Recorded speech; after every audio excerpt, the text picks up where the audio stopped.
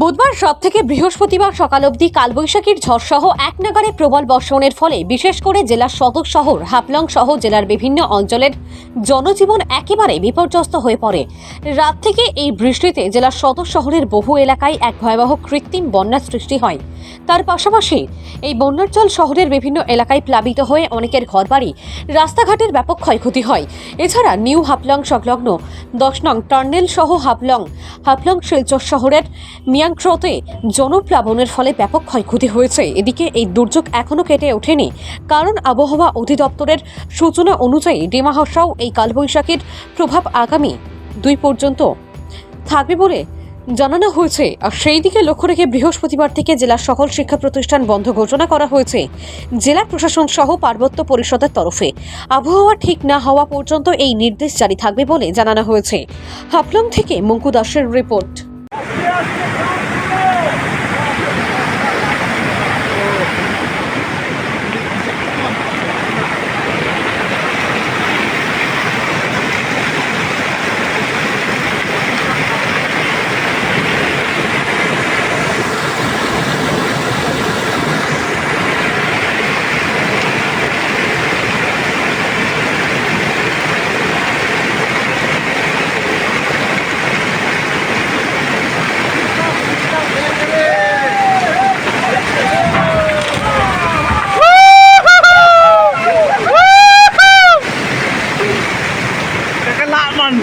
Laman na. Nakakasok ako to. Ito mo. 5 feet daw tayo gamit to.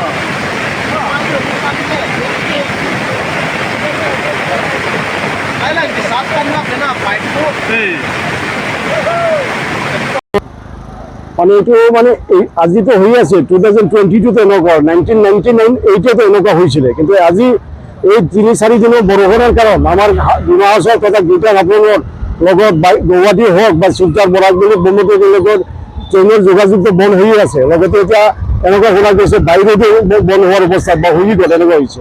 এতিয়া অকণমান আগতে শুনিছোঁ শিলচৰৰ লগত ৰাস্তাটো বহি আছে, যাৰ এতিয়া খালি মেট্ৰিকৰ ৰিজাল্ট আমাৰ বহুত ষ্টুডেণ্টবিলাক বাহিৰত এডমিশ্যন ল'বলৈ যাব পাৰে, এনেকুৱা অসুবিধাই আছে।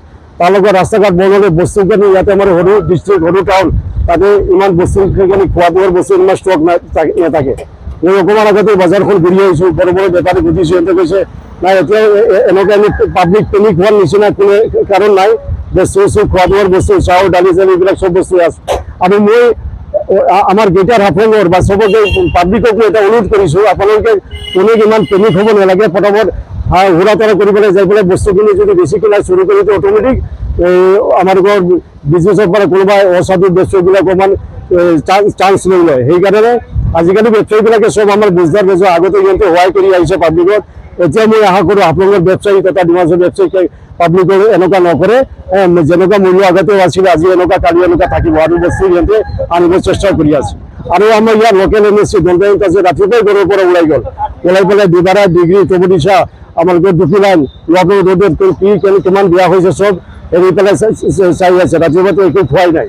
আৰু লগতে তুমি এটা সৰু এটা বস্তু আগতে দেখোন 2022 হোৱাৰ পিছত আমাৰ যেনেকুৱা বিগতৰ সময়ত আমাৰ মুখ্যমন্ত্ৰীৰ পৰা যেনেকুৱা সহায় কৰিছে, নিজে হেলিকপ্টাৰ দি পেলাই দিবাৰী ফিল্ডত আসাম ৰাইফল ফিল্ডত বস্তু পেলাইছে। আজি ইয়াতে হৈছে এই 2-3 যে এনেকুৱা পৰিস্থিতি অহা নাই, কিন্তু আমিতো এই গভৰ্ণমেণ্টৰ এই বিশ্বাসটো কৰোঁ, যদি এনেকুৱা ধৰণৰ কিবা হয় আকৌ এনেকুৱাই কৰিব। মই আমাৰ মুখ্যমন্ত্ৰী আমাৰ CM ছাৰৰ ওপৰত এইটো বিশ্বাস আছে। বাছ আমাৰ ইয়াতে এতিয়া লোকেল আগতে লোকেল আমাৰ EMO আছে হাফলং টাউনত, সেইকাৰণে পাব্লিক ইমান এইটো পেনিক হ'বই নালাগে।